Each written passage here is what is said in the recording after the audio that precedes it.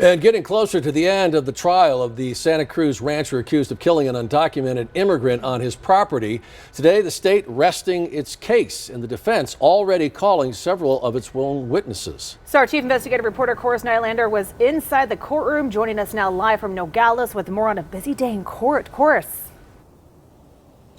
Yeah, Monica, definitely a busy day, but things are moving along, although unlikely we could see a verdict reached in this case as early as Thursday. But the big question, which remains unanswered tonight, is if George Kelly will take the stand in his own defense. That could have an impact in the scheduling of everything here. I asked him and his attorneys that very question earlier today. Do you know if your client plans to testify?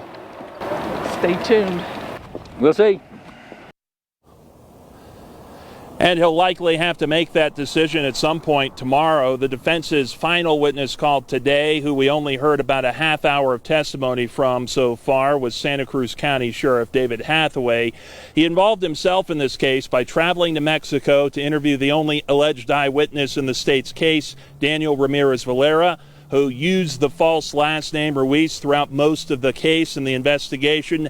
Hathaway said he went to Mexico because of his decades of experience dealing with foreign interviews with the DEA. He spent decades as a DEA agent.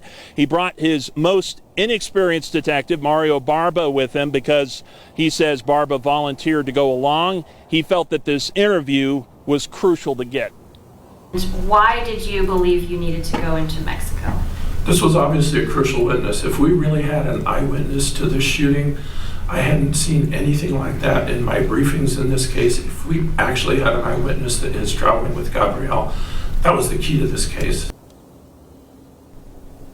Earlier in the day, the defense first called to the stand the Border Patrol supervisor who reported Kelly's first calls of shots being fired to the sheriff's office, which led to the response. He was questioned about passing along information that Kelly admitted to shooting something. The defense team claims that was false and potentially impacted how deputies approach this investigation. They also called to the stand a retired Border Patrol agent who was the supervisor of the Lanch liaison at the time of the incident. He testified to the amount of drug activity seen in the Keno Springs area. Much of his testimony was based purely off of speculation, past experiences, mostly very speculative. Sheriff Hathaway will resume his testimony here tomorrow, and the court tells me we could see closing arguments start here tomorrow, and potentially this jury could get this case in their hands for their deliberations as early as Thursday. We're going to be here and keep you updated as this trial now nears its end. We're live from Nogales. Corus Nylander, News 4 Tucson. A lot still to happen tomorrow. Thank you, Corus. Coming up on News 4 Tucson at 6, the Pima County Supervisor